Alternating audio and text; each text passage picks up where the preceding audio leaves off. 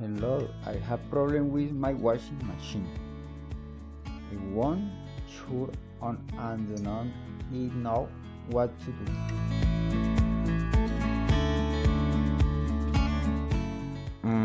How you check if the washing machine is correctly plugged in and if there is electrical power in the socket? Yes, everything is fine with the plug and the electricity. How you check if the power switch on the washing machine?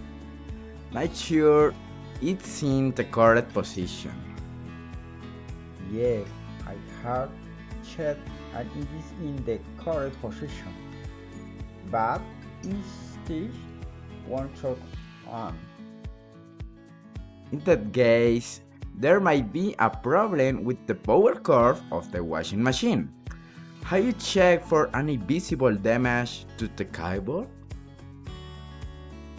No, you didn't check that.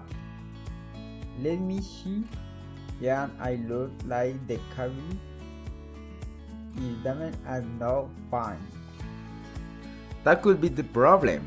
I would recommend you replace the power cord. Be sure to purchase on that incompatible with your washing machine model.